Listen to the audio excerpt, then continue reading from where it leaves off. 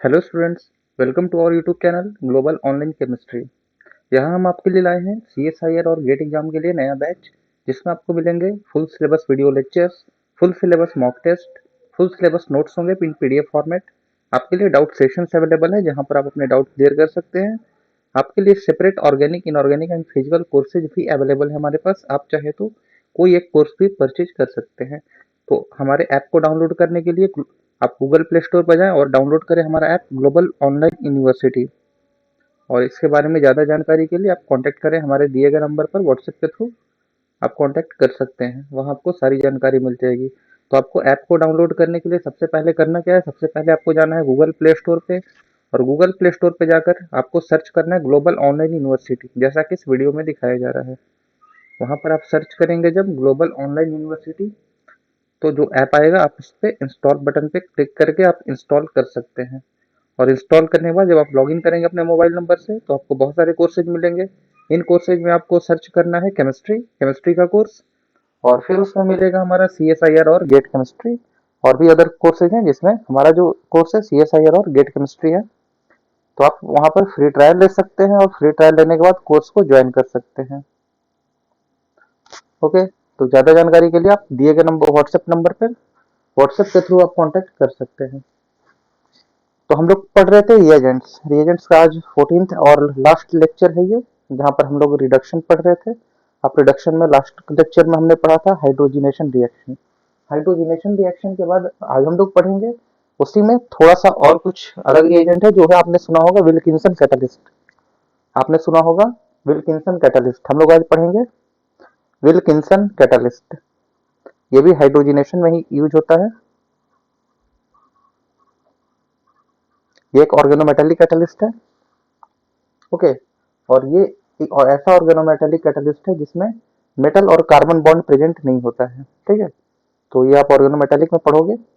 Wilkinson catalyst जो होता है वो होता है RH Cl और 3 PPH3 अटैच होते हैं इससे।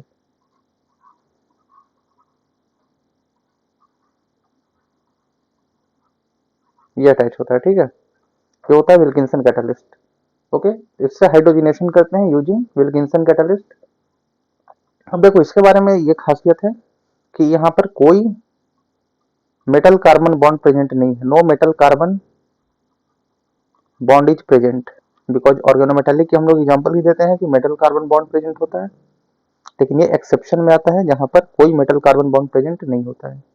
ओके, जो दूसरी इसकी प्रॉपर्टी है कि हाईली केमो सेलेक्टिव होता है। This is highly chemo selective. अब तक आप केमो सेलेक्टिव समझ गए होंगे, काफी सारी सिलेक्टिविटी की बात हमने की है लास्ट लेक्चर्स में, प्रीवियस लेक्चर्स में। तो हाईली केमो सेलेक्टिव होता है। ये सिर्फ और सिर्फ किसको रिड्यूस करता है, ओनली ये reduces only C double bond C। ठीक है, और किसे नहीं अफेक्ट करेगा, तो वो है आपका nitrile, NO2, CHO, aldehyde, ketone, okay, ester, ETC do not react. ये इसके साथ रिएक्ट नहीं करते हैं, विल्किंसन के साथ ये रिएक्ट नहीं करते हैं। ठीक है, और इसकी एक जो रेडियो सेलेक्टिविटी है, अगर एक से ज्यादा डबल बॉन्ड प्रेजेंट हो तो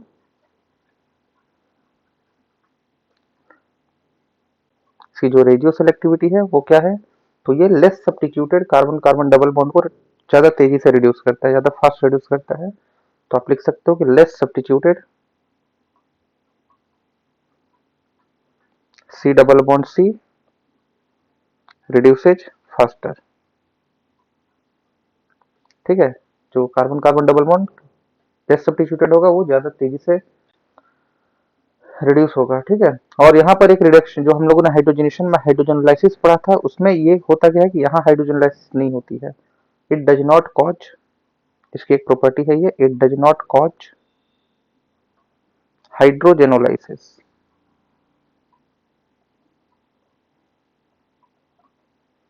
it does not cause hydrogenolysis. Okay, तो देखो, जैसे फॉर एग्जांपल हम कुछ रिएक्शंस देखते हैं, उससे आपको क्लियर हो जाएंगे। जैसे हमारा एक रिएक्शन ये है, एक example C double bond O,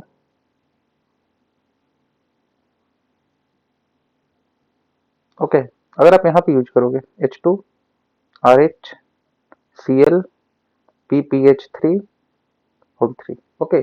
अगर आप इन प्रेजेंस ऑफ विल्किंसन कैटालिस्ट, तो आपको पता है ये रिएक्ट नहीं करेगा। अब बचा ये और ये दोनों सी डबल बॉन्ड सी, जिसमें क्या लेस सब्स्टिट्यूटेड, तो ये लेस सब्स्टिट्यूटेड है, ये मोर सब्स्टिट्यूटेड, ये भी नहीं करेगा। तो आप किसे रिड्यूस करोगे? आप इसे ये अफेक्ट नहीं होगा, ये भी नहीं होगा, और ये रिड्यूस हो जाएगा, ठीक है। तो ये जब रिड्यूस होगा तो क्या हुआ? Less substituted double bond reduce हुआ यहाँ पे। नेक्स्ट एग्जांपल में आप देखो, पीएच,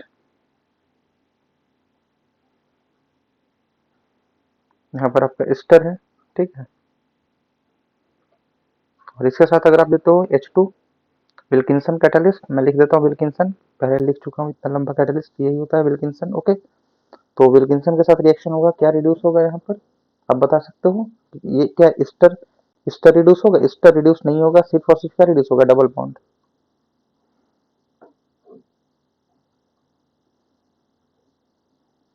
ठीक है। ये डबल बॉन्ड क्या होगा? रिड्यूस होगा यहाँ पे। क्लियर है? कोई डाउट नहीं? अब अगर ऐसा केस हो,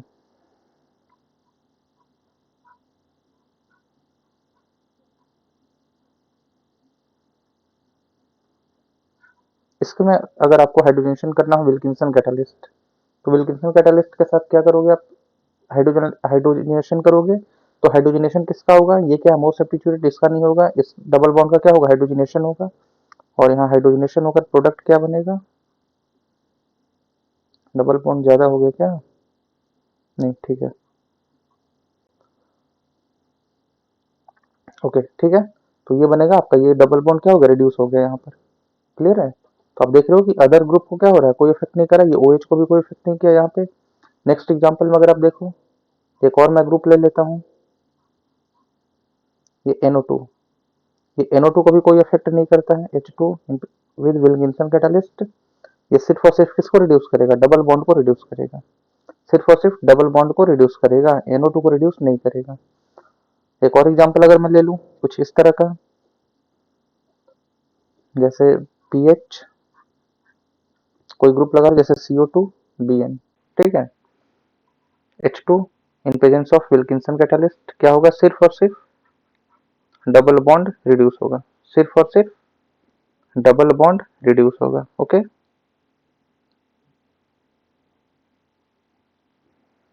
CO2BN, ओके, सिर्फ और सिर्फ डबल बॉन्ड रिड्यूस होगा, ये रिड्यूस नहीं होगा। तो आप देखो विल्किंसन कैटालिस्ट किस तरह से अदर ग्रुप को अफेक्ट नहीं करता है, ठीक है। नेक्स्ट है इसी तरह का एक और कैटालिस्ट है, उसका नाम है क्रैबट्री कैटालिस्ट। आप देखो क्रैबट्री, ये भी हाइड्रोजनेशन में यूज होता है। इसकी कुछ खासियत है जो मैं बताता हूँ आपको। देखो अगर इसमें हाइड्रोजन का एडिशन सीन होता है, एडिशन ऑफ हाइड्रोजन किसके सीन होता है? सीन टू कौन कौन से ग्रुप? तो OH, OMe, COOR या CONR2 अमाइड, ठीक है। इन सब के सीन में अगर होता है इसका एडिशन, तो ये क्या करेंगे? इसके क्रैबट्री कैटालिस्ट जो होता है, ये क्रैबट्री ये होता है, मैं बता देता हूँ आपको, ये होता है IR, ठीक है, COD, साइक्लोऑक्टाडाइन होता है ये, PY pyridine, और यहाँ पर PCY होल 3, तीन साइक्लोहेक्साइल ग्रुप फास्फोरस साथ अटैच होते हैं, ठीक है। ये होता है आपका क्रैबट्री कैटालिस्ट। तो अगर ये सारे ग्रुप होंगे तो ये सारे क्या होंगे? कोऑर्डिनेट करेंगे किसके साथ? इरिडियम के साथ, कोऑर्डिनेट विद इरिडियम, ओके। ये सारे किसके साथ कोऑर्डिनेट करेंगे? इरिडियम के साथ। क्लियर है? तो अगर इरिडियम के साथ कोऑर्डिनेट करेंगे तो हाइड्रोजनेशन भी क्या होगा? इनके तरफ से ही होगा, ये डायरेक्ट करेंगे हाइड्रोजनेशन प्रोसेस को, ठीक है। ये तो समझ आया ना, ये साइक्लोऑक्टाडाइन है, COD PY pyridine है, और CY क्या है? साइक्लोहेक्साइल है, ओके। तो देखो यहाँ पे अगर मैं एक एग्जांपल से आपको बताता हूँ,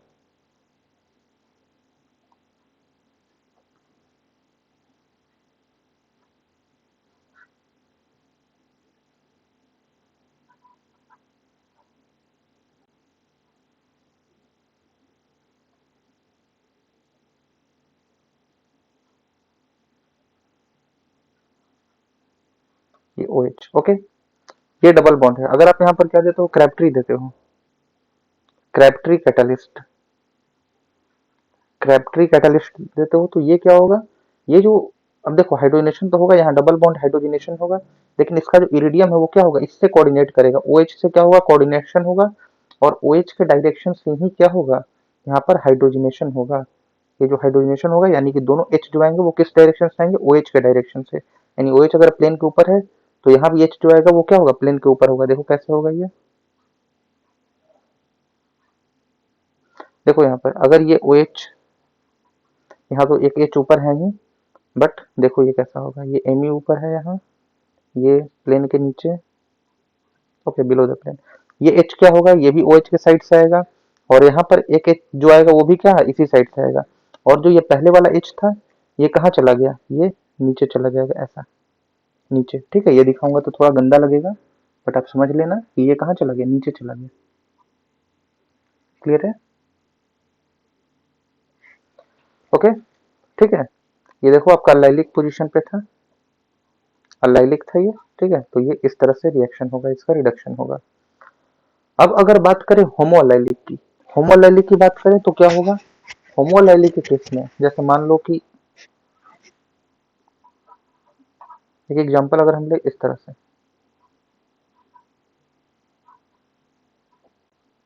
ठीक है, ये बिलो द प्लेन क्या है, OH है, यहाँ पर मिथाइल क्या है, अबव द प्लेन H क्या है, अभी आप H नहीं दिखा हूँ यहाँ पे, ये क्या है, मैं देता हूँ डबल बॉन्ड यहाँ पे, ठीक है, यहाँ पे डबल बॉन्ड दे देता हूँ, यहाँ पर मैं डबल बॉन्ड दे देता हूँ।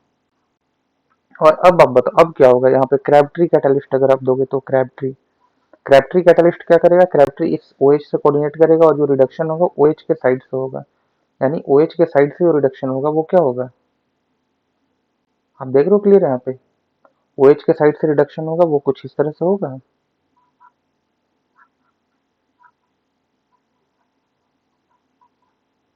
ये आपका मिथाइल क्या है, प्लेन के ऊपर, ठीक है, और जो यहाँ पर H आएगा वो कहाँ आएगा, बिलो द प्लेन आएगा, यहाँ तो बिलो द प्लेन आई है, अबव द यहाँ क्या है, दो है, यहाँ तो कोई फर्क पड़ नहीं रहा है, ये भी क्या होगा, बिलो द प्लेन आएगा, ठीक है, तो यहाँ जो H आएगा वो कहाँ आएगा, बिलो द प्लेन आएगा, ओके, कोई दिक्कत नहीं है, क्लियर है ये। तो क्रैबट्री में आप देखें कि ये अलाइलिक और होमोलाइलिक के केस में क्या होता है, ठीक है। तो एक और एग्जांपल इसमें हम लोग देख लेते हैं, जैसे अगर OMe ग्रुप रहे तो क्या होगा, जैसे अगर OMe ग्रुप हो देन व्हाट हैपन, जैसे एग्जांपल में अगर एक एग्जांपल है मेरे पास, अगर ये OMe ग्रुप हो, OMe, और यहाँ पे अटैच हो CH whole two isopropyl group, sorry ये 2 है, तो क्या होगा, what happens, Crabtree catalyst, Crabtree के केस में क्या होगा, H2 के साथ है ये, H2 और क्रैबट्री देते हैं, H2 भी है साथ में, अब भूल मत जाना H2 को, ठीक है, H2 और क्रैबट्री दोनों है साथ में, तो ये क्या होगा, इसका क्या होगा, रिडक्शन होगा, और रिडक्शन होगा तो H2 कहाँ से आएगा, OMe के साइड से आएगा, OMe क्या होगा, कोऑर्डिनेट करेगा इरिडियम से, और इरिडियम से कोऑर्डिनेशन होगा तो जो H2 है वो कहाँ से आएगा, OMe के साइड से एबव द प्लेन आएगा, तो अगर यहाँ से H2 अगर एबव द प्लेन आ रहा है,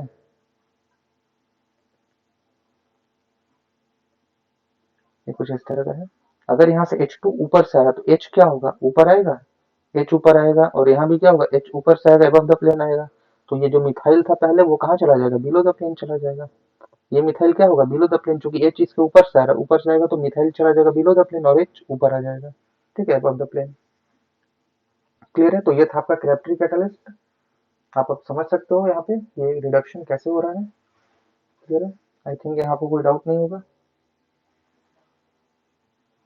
ओके।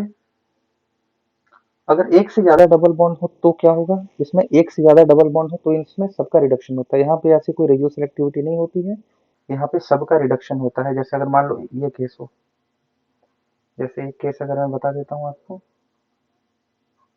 N, और N से मान लो यहाँ पे ये ग्रुप कोई अटैच है, ठीक है, ये double bond O,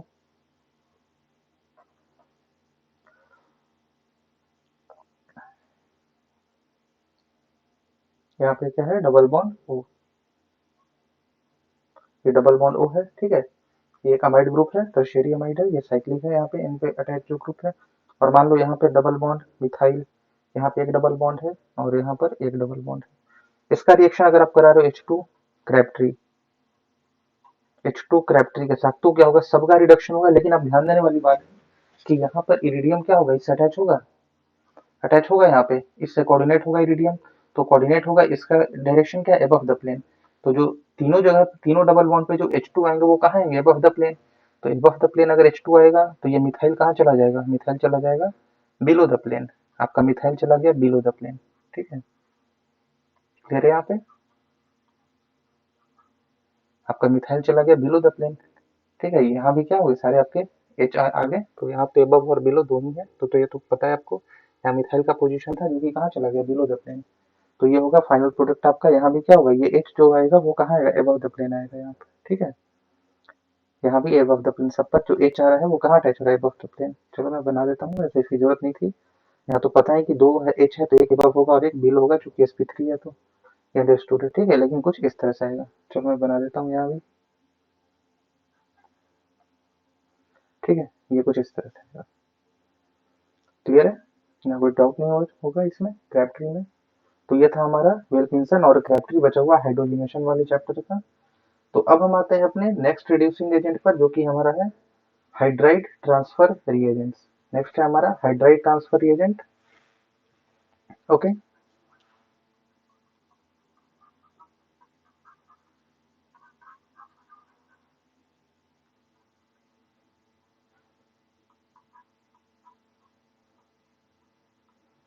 hydride transfer reagents में मेनली हमारा जो जो है वो क्या है आपका, मेनली हमारा लिथियम एल्यूमिनियम हाइड्राइड है। ठीक है, सोडियम बोरोहाइड्राइड है और डाइबोरेन है। ये तीन को हम डिस्कस करेंगे यहाँ पे। और एक डाइबल है, डाइबल या डाइबल एच बोल सकते हो। ठीक है, इन्हें डिस्कस करेंगे, यही आपके लिए क्या इंपॉर्टेंट होते हैं। तो देखो, लिथियम एल्यूमिनियम हाइड्राइड क्या होता है, ये पावरफुल ऑक्सीडाइजिंग एजेंट होता है, पावरफुल ऑक्सीडाइजिंग एजेंट, या फिर वेरी स्ट्रॉन्ग बोल सकते हो आप इसे,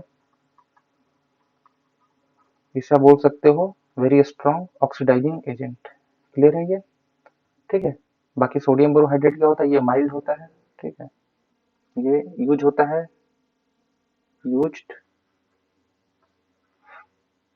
for selectively selective reduction of carboxylic acid CO2H। ठीक है, कार्बोक्सिलिक एसिड। और ये होता है सिंगल हाइड्राइड ट्रांसफर,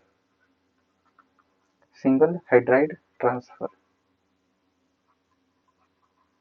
या फिर डोनर कह सकते हो। ये एक H माइनस देता है। ठीक है, तो हम लोग डिस्कस करते हैं सबसे पहले लिथियम एल्यूमिनियम हाइड्राइड को। तो जो AlH4 होता है, लिथियम एल्यूमिनियम हाइड्राइड, इसका स्ट्रक्चर कुछ इस तरह से होता है, AlH H H H, चार H से ये क्या माइनस, और Li क्या होता है प्लस। तो ये क्या हुआ, न्यूक्लियोफिलिक हुआ। ये न्यूक्लियोफिलिक रिड्यूसिंग एजेंट है, ये है आपका न्यूक्लियोफिलिक रिड्यूसिंग एजेंट। ठीक है, बिल्कुल सोडियम बोरोहाइड्रेट भी इसी तरह से है। तो देखो, इसमें क्या होगा, आपका लिथियम एल्यूमिनियम हाइड्राइड जो होता है, ये आपका सारे को रिड्यूस करता है। ये किसको रिड्यूस करता है, ये reduce all the functional groups, सारे फंक्शनल ग्रुप्स को क्या करेगा, रिड्यूस कर देगा। नो सेलेक्टिविटी, कोई सेलेक्टिविटी नहीं होती है, सारे को रिड्यूस कर देगा। ठीक है, जैसे मान लो आपका ये कुछ इस तरह का है, COOCH3। अगर आप देते हो लिथियम एल्यूमिनियम हाइड्राइड, तो ये क्या करेगा, इसे भी बनाएगा OH। ठीक है, और इसे भी क्या बनाएगा, OH। ठीक है, इसे बनाएगा OH प्लस CH3OH। ठीक है, ये हाइड्राइड ट्रांसफर करके रिडक्शन करता है। क्लियर है, यहाँ कोई डाउट नहीं होगा। तो ये सारे को रिड्यूस कर देगा। ठीक है, लेकिन अगर आप सोडियम बोरोहाइड्राइड को यूज करोगे, आप अगर यूज करोगे सोडियम बोरोहाइड्राइड NaBH4 को, तो ये भी कुछ इसी तरह का न्यूक्लियोफिलिक है, बट ये माइल्ड होता है, ये सारे को नहीं रिड्यूस करता है। तो यहाँ सिलेक्टिविटी आपको मिल सकती है। ठीक है, ये माइल्ड रिड्यूसिंग एजेंट होता है, माइल्ड रिड्यूसिंग, ये ठीक है माइल्ड होता है, माइल्ड रिड्यूसिंग एजेंट, इसमें कोई डाउट नहीं है। क्लियर है। ओके, तो माइल्ड रिड्यूसिंग एजेंट होता है, तो ये करता क्या है, ये किसको रिड्यूस करेगा किसको नहीं करेगा, तो जैसे ये अल्डिहाइड कीटोन को करता है, अल्डिहाइड या कीटोन को करेगा, एल्कोहल बनाएगा, इमीन को करेगा, अमाइन बनाएगा। ठीक है, एस्टर को बहुत ही स्लो करता है, ना के बराबर, आप बोल सकते हो नहीं करता है, एस्टर को एल्कोहल बनाता है but very slowly, very slowly, ना के बराबर। ठीक है, ये ना के बराबर करता है। ठीक है, तो ये ना के बराबर करता है, वेरी स्लोली होता है। तो देखो यहाँ पे अगर आप अल्डिहाइड या कीटोन के प्रेजेंस में अगर आप एस्टर का कराना चाहते हो तो यहाँ आपको सेलेक्टिविटी मिल जाएगी COOCH3। अगर आप यहाँ सोडियम बोरोहाइड्रेट दोगे, लिथियम के साथ दिक्कत है, लिथियम एल्यूमिनियम हाइड्राइड का दिक्कत था ये कि वो वाटर के साथ बहुत ही वॉलेंट रिएक्शन देता है, उसे हैंडल भी बहुत मुश्किल से करना पड़ता है। तो यहाँ पर ये क्या होगा, OH मिलेगा आपको। ठीक है, लेकिन यहाँ पर COOCH3 यहाँ पर आपको मिल जाएगा, एसिमेट्रिक कार्बन बना आपका। तो ये क्या होगा आपका, यहाँ पर COOCH3 मिल गया, यानी कि सेलेक्टिव रिडक्शन हुआ। ठीक है, आपका एस्टर रिडक्शन नहीं हुआ, सिर्फ कीटोन रिडक्शन हुआ। तो आप यूज कर सकते हो इसका कि it can be used for selective reduction, जो कि मोस्ट वाइडली यूज होता है, सेलेक्टिव रिडक्शन ऑफ अल्डिहाइड या ketone in presence of ester. Ester के प्रेजेंस में आप अल्डिहाइड या कीटोन को रिड्यूस कर सकते हो सोडियम बोरोहाइड्रेट से। ये इसका सबसे वाइडली यूज एप्लीकेशन है। ठीक है, तो ये था आपका सोडियम बोरोहाइड्रेट, और मुझे नहीं लगता कि इसमें कुछ और बचा है बताने को सोडियम बोरोहाइड्रेट में। देखो सोडियम बोरोहाइड्रेट में एक और चीज आता है, सोडियम बोरोहाइड्रेट के साथ अगर आप यूज करते हो क्या, अगर आप यूज करते हो इस ग्रुप को रिप्लेस करके कोई इलेक्ट्रॉन विथड्रॉइंग ग्रुप अगर अटैच कर देते हो इसके साथ। ठीक है, जैसे आपने CN अटैच कर दिया, तो CN अटैच करके क्या, जैसे मान लो यहाँ पर आपने क्या किया, जैसे सोडियम बोरोहाइड्रेट के साथ NaBH4, इसके साथ कोई इलेक्ट्रॉन विथड्रॉइंग ग्रुप अटैच कर दिया, जैसे CN, या फिर OAC यूज कर लिया आपने, OAC। तो ये सब क्या करते हैं, इसकी रिएक्टिविटी को डिक्रीज करते हैं, इट्स रिएक्टिविटी डिक्रीजेज। ठीक है, और जब रिएक्टिविटी डिक्रीज होगा तो सेलेक्टिविटी बढ़ जाएगी, तो सेलेक्टिविटी इंक्रीजेज। ठीक है, सेलेक्टिविटी इंक्रीजेज, क्लियर है। जैसे आप सपोज दैट सोडियम साइनोबोरोहाइड्रेट लिया NaBH3CN। ठीक है, या फिर आपने ले लिया NaBHOAC3, इसे बोलते हैं सोडियम ट्राई एसिटॉक्सी बोरोहाइड्राइड। ठीक है, इसे शॉर्ट में बोलते हैं स्टैप, और ये हुआ सोडियम साइनोबोरोहाइड्रेट।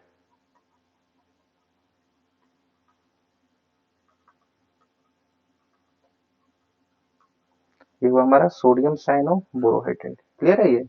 तो देखो सोडियम साइनोबोरोहाइड्रेट जो होगा हमारा, ये क्या करेगा, इसकी रिएक्टिविटी को डिक्रीज कर देगा। ठीक है, रिएक्टिविटी डिक्रीज कर देगा, क्योंकि इलेक्ट्रॉन विथड्रॉइंग ग्रुप है, इसकी न्यूक्लियोफिलिसिटी कम कर देगा, तो H माइनस ट्रांसफर करने की इसकी टेंडेंसी क्या हो जाएगी, कम हो जाएगी, वीक हो जाएगी। ठीक है, तो वीक टेंडेंसी में से रिएक्टिविटी डिक्रीज होगी। ये भी कुछ इस तरह का होगा, B माइनस है, OCOCH3, OCOCH3, OCOCH3, और एक H लगा रहेगा, ये O है।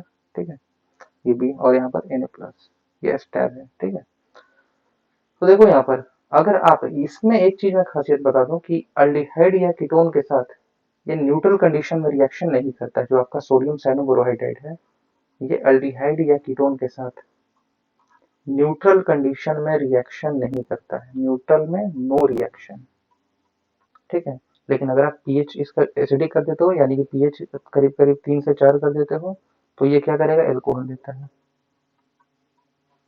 ठीक है, सोडियम साइनोबोरोहाइड्रेट के केस में। बट देखो यहाँ पर एक और इम्पोर्टेंट चीज यहाँ पर ये है कि स्टैब के केस में आप यहाँ पर ये एक ऐसा रिएजेंट है जिसमें आप अल्डिहाइड का सेलेक्टिव रिडक्शन कर सकते हैं इन प्रेजेंस ऑफ कीटोन। नहीं तो जनरली जितने भी रिएजेंट होते हैं वो अल्डिहाइड कीटोन को साथ रिड्यूस करते हैं, लेकिन यहाँ पर आप क्या कर सकते हो, aldehyde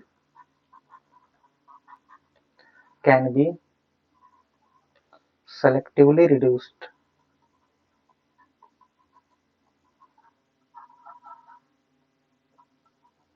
in presence of ketone, इस टाइप के केस में। ठीक है, ये है इस टाइप के केस में, इस टाइप के केस में, सॉरी ये इस टाइप के केस में आप ये काम कर सकते हो। ठीक है, अल्डिहाइड को सेलेक्टिवली रिड्यूस कर सकते हो कीटोन के प्रेजेंस में। ठीक है, तो ये यहाँ डिफरेंस आता है दोनों में, सोडियम साइनोबोरोहाइड्राइड में और सोडियम ट्राइएसिटॉक्सी बोरोहाइड्राइड में। क्लियर है यहाँ पे?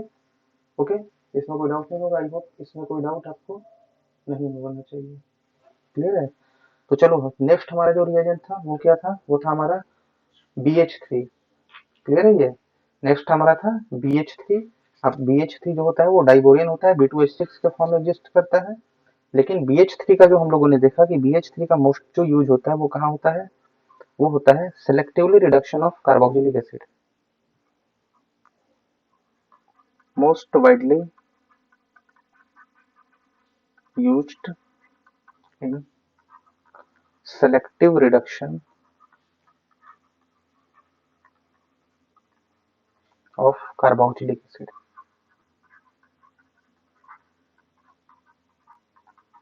ठीक है, कार्बोक्सिलिक एसिड के साथ सेलेक्टिव रिडक्शन में इसका यूज होता है। क्लियर है? जैसे देखो, अगर आप मान लो कि जैसे ये है आपका कोई भी एक ग्रुप ले लो, जैसे सपोज दैट आप ईस्टर ले लो। ठीक है, जैसे ये OH है, ऐसा ले लो ईस्टर O18 और यहाँ पे C11O। ठीक है, एसिड और ईस्टर। अब अगर आप देखो यहाँ पर आप यूज करोगे BH3 THF, टेट्राहाइड्रोफ्यूरॉन में देते हैं ये BH3 THF -18 डिग्री सेल्सियस। तो क्या होगा, आपका रिडक्शन क्या होगा, एसिड का होगा, ईस्टर का नहीं होगा यहाँ पर। ठीक है, ये सेलेक्टिव रिडक्शन करता है किसका, कार्बोक्सिलिक एसिड को किसमें चेंज करता है, टू एल्कोहल्स, एल्कोहल में चेंज करता है। ठीक है, तो यहाँ पर लिख दिया मैंने। तो क्या करेगा ये COOET, ये जैसा था वैसा ही रह जाएगा, इसका इस पर कोई इफेक्ट नहीं करेगा। ये क्या चेंज हो जाएगा, ये OH में चेंज हो जाएगा आपका। ठीक है, ये चेंज हो गया OH में। BH3 THF के प्रेजेंस में जो रिडक्शन करता है वो कार्बोक्सिलिक एसिड का करता है, अदर ग्रुप को नहीं रिड्यूस करता है। क्लियर है? इसमें कोई डाउट नहीं है। जैसे एक और एग्जांपल अगर आपको देखना है तो देख लो, ये N है, PH और यहाँ पे क्या है आपका CO2Me। मिस्टेक मत करना, बिल्कुल ध्यान से करना। ये क्या C डबल बॉन्ड O, ये अमाइड को भी रिड्यूस करता है। ठीक है, मोस्ट वाइडली मैंने बोला कार्बोक्सिलिक एसिड को करता है, it also reduces amide, amide to amine, amide को अमाइन में चेंज करता है। ठीक है, तो एक प्रॉपर्टी ये भी है इसकी, CH2PH। ईस्टर को कोई इफेक्ट नहीं किया, ईस्टर जैसा था वैसा ही है। ये किस में रिड्यूस हो गया, यहाँ पर क्या हो गया, अमाइन आ गया। ठीक है, ये BH3 के प्रेजेंस में BH3 THF। क्लियर है? तो ये आप एप्लीकेशन याद रखना, सेलेक्टिव रिडक्शन होता है कार्बोक्सिलिक एसिड का इन प्रेजेंस ऑफ एस्टर, और अमाइड को अमाइन में चेंज करता है ये। क्लियर है? तो हमारा लास्ट रिएजेंट आज का है वो क्या है हमारे पास है डाइबल H। ठीक है, डाई आइसोब्यूटाइल एल्यूमिनियम हाइड्राइड, ये हमारा डाइबल H। ठीक है, इसे बोलते हैं डाई आइसोब्यूटाइल एल्यूमिनियम हाइड्राइड, यानी कि एल्यूमिनियम के साथ एक H होगा और दो क्या होंगे, आइसोब्यूटाइल ग्रुप। ये हमारा डाइबल, इसे डाइबल भी बोलते हैं या फिर डाइबल H। क्लियर है? ये डाइबल भी बोलते हैं या फिर डाइबल H। इसे इसका नाम हुआ die isobutyl aluminium hydride. Okay, तो ये हुआ आपका डाई आइसोब्यूटाइल एल्यूमिनियम हाइड्राइड। देखो यहाँ पर इसके ये रिडक्शन करता कैसे है, तो एट लो टेम्परेचर इसकी जो प्रॉपर्टी होती है वो हम लोग यहाँ देखते हैं नेक्स्ट स्लाइड में। एट लो टेम्परेचर जो इंपॉर्टेंट है वो मैं बता दे रहा हूँ आपको। एट लो टेम्परेचर ये किसको रिड्यूस करता है, ये अल्डिहाइड कीटोन को रिड्यूस करता है। एल्कोहल्स में, ठीक है। ये एस्टर को रिड्यूस करता है एल्डिहाइड में, ये बात आप ध्यान, एस्टर को एल्कोहल में नहीं बल्कि एस्टर को एल्डिहाइड में। तो अगर आपसे कोई पूछा कि एक स्टेप में एस्टर को एल्डिहाइड में कैसे चेंज करोगे, तो आप डाइबल एच से चेंज कर सकते हो। अमाइड को भी क्या एल्डिहाइड में रिड्यूस करता है, अमाइड को भी ये एल्डिहाइड में चेंज करता है, ठीक है। ये नाइट्राइल को भी एल्डिहाइड में चेंज करता है एट लो टेम्परेचर। मैंने पहले लिख दिया एट लो टेम्परेचर, ध्यान रखना, नाइट्राइल का एप्लीकेशन खूब पूछा जाता रहा एग्जाम्स में। नाइट्राइल को भी ये एल्डिहाइड में चेंज करता है, और एसिड्स को भी ये चेंज करता है एल्डिहाइड में। लेकिन यहाँ कंडीशन ये है कि एसिड के केस में आपको एक इक्विवेलेंट नहीं मिलेगा, आपको कितना चाहिए, 2 इक्विवेलेंट चाहिए। यहाँ जो डाइबल होना चाहिए वो 2 इक्विवेलेंट यूज होगा, ठीक है, in presence of acid. Acid के केस में 2 equivalent of DIBAL change into aldehyde, ठीक है। इसके साथ साथ ये क्लीवेज ऑफ एसिटल में भी काम आता है, ये एसिटल का भी क्लीवेज करता है, क्लीवेज ऑफ एसिटल्स। और इसके साथ साथ अल्काइन को भी रिड्यूस करता है, किसमें, सिस एल्किन में, बट ये प्रोसेस काफी स्लो होता है, ठीक है। ये जो रिएक्शन होता है ये क्या होता है, स्लो रिएक्शन। ये रिएक्शन क्या होता है, स्लो रिएक्शन, ठीक है। ये रिडक्शन करता कैसा है, तो ये कुछ ऐसा करता है, जैसे आप देखो यहाँ पर आपका ये ईस्टर है,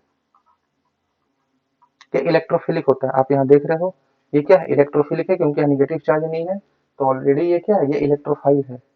ये जो होता है ये क्या होता है, इलेक्ट्रोफिलिक, ये होता है इलेक्ट्रोफिलिक रिएजेंट, क्लियर है। तो देखो यहाँ पे RCO R डैश है, इसका रिडक्शन जब करोगे आप डाइआइसोब्यूटाइल एल्यूमिनियम हाइड्राइड से, तो यहाँ जो एल्यूमिनियम है वो क्या इलेक्ट्रोफिलिक है, इससे 2 आइसोब्यूटाइल ग्रुप अटैच है और एक H है। तो ये क्या करेगा, सबसे पहले अपने लोन पेयर को डोनेट करेगा, इसका जो वैकेंट ऑर्बिटल है ये खाली जो डब्बा है इसमें, तो क्या होगा फिर, ये 1 इक्विवेलेंट आप ले रहे हो, यहाँ पे 1 इक्विवेलेंट, ठीक है। तो इसका रिडक्शन करके आप क्या बनाया अभी, जैसे अभी आप कॉम्प्लेक्स बनेगा इसके साथ ANH और 2 आइसोब्यूटाइल ग्रुप अटैच है, ठीक है। ये क्या हो गया, ये कुछ, ओ सॉरी,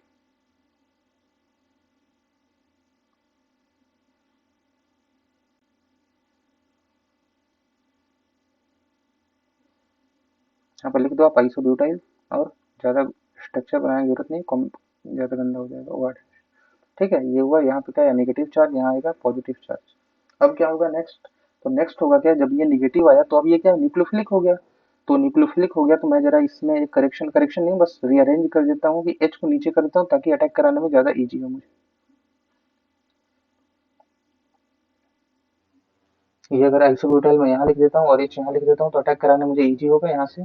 अब ये न्यूक्लियोफिलिक हो गया, न्यूक्लियोफिलिक हो गया तो ये क्या कर सकता है, यहाँ से H माइनस को यहाँ पे ट्रांसफर करेगा, ये क्या होगा, ऊपर जाएगा, ऊपर जाएगा तो क्या होगा,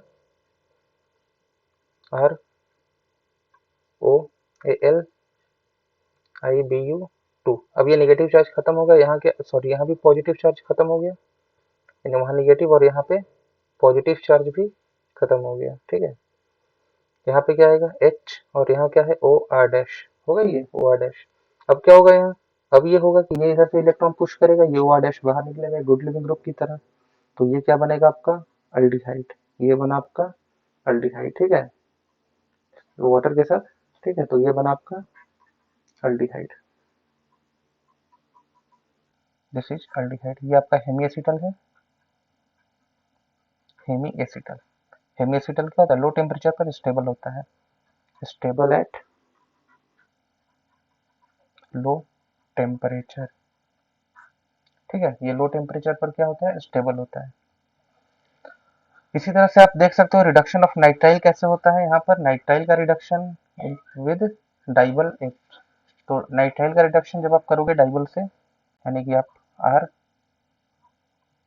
ट्रिपल बॉन्ड N